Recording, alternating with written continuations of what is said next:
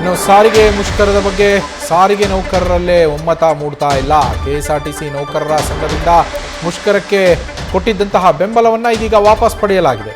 ಮುಷ್ಕರಕ್ಕೆ ಬೆಂಬಲವನ್ನು ನೀಡ್ತಾ ಇಲ್ಲ ಅಂತ ಹೇಳಿ ಕೆಎಸ್ಆರ್ಟಿಸಿ ಎಂಡಿಗೆ ಪತ್ರವನ್ನು ಬರೆಯಲಾಗಿದೆ. ಜಂಟಿ ಕ್ರಿಯಾ ಸಮಿತಿಯಿಂದ ನಾವು ಹೊರಗೆ ಬಂದಿದ್ದೇವೆ ಅಂಥೇಳಿ ನೌಕರರ ಸಂಘ ಪತ್ರವನ್ನು ಬರೆದಿರುವಂಥದ್ದು. ಅಕ್ರಮ್ ಪಾಷಾ ಅವರಿಗೆ ಪತ್ರವನ್ನು ಬರೆದಿದೆ ಕೆಎಸ್ಆರ್ಟಿಸಿ ನೌಕರರ ಸಂಘ.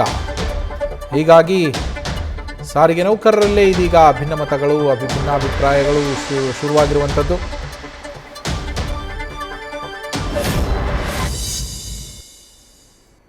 ಸುಮಾರು 10 ಗಂಟೆ ಮೊನ್ನೆ ವ್ಯವಸ್ಥಾಪನೆ ಸಮಿತಿ ಚರ್ಚೆ ಮಾಡಿದ್ದೀವಿ. ಏನು 12.5% ವೇತನ ಪರಿಷ್ಕರಣೆ ಮಾಡಿದ್ದಾರೆ, ಮತ್ತು 1/4/25 ಅಂತಕ್ಕಂಥ ವಿಚಾರದಲ್ಲಿ ಏನಿದೆ ಅವೆಲ್ಲವನ್ನು ಬದಲಾವಣೆ ಮಾಡಬೇಕು ಸರ್ ಅಂತಕ್ಕಂಥ ವಿಚಾರವನ್ನು ಹೇಳಿದ್ರು. ಮೊನ್ನೆ ವ್ಯವಸ್ಥಾಪನಾ ನಿರ್ದೇಶಕರು ಸಹ ನಮ್ಮ ಹತ್ರ 1.5 ಗಂಟೆ ಕಾಲ ಹೆಚ್ಚು ಚರ್ಚೆ ಮಾಡಿ ಏನು ಇವಾಗ ವೇತನ ಪರಿಷ್ಕರಣೆ ಮತ್ತು ವೇತನದ ಹಿಂಬಾಕಿ ವಿಚಾರದಲ್ಲಿ ಸರ್ಕಾರದ ಗಮನಕ್ಕೆ ತಂದು ಸಾಧ್ಯವಾದಷ್ಟು ಮಟ್ಟಿಗೆ ನಾವು ಸರಿಪಡಿಸ್ಕೊಡ್ತೀವಿ ಅಂತಕ್ಕಂಥ ವಿಚಾರವನ್ನು ಹೇಳಿದ್ದಾರೆ.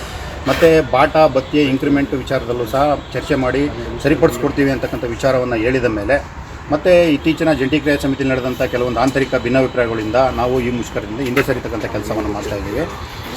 ಸನ್ಮಾನ್ಯ ರಾಮಲಿಂಗಾರೆಡ್ಡಿ ಮತ್ತು ಮುಖ್ಯಮಂತ್ರಿಗಳ ಮೇಲೆ ಏನು ಒಂದು ವಿಶ್ವಾಸವನ್ನು ಇಟ್ಟು MD ಅವರು ಹೇಳಿದ್ದಾರೆ, ಅವೆಲ್ಲ ವಿಶ್ವಾಸಕ್ಕೆ ನಾವು ಕಟ್ಟುಬಿದ್ದು ಈ ಮುಷ್ಕರದಿಂದ ಹಿಂದೆ ಸರಿತಕ್ಕಂಥ ಕೆಲಸವನ್ನು ಮಾಡ್ತೇವೆ.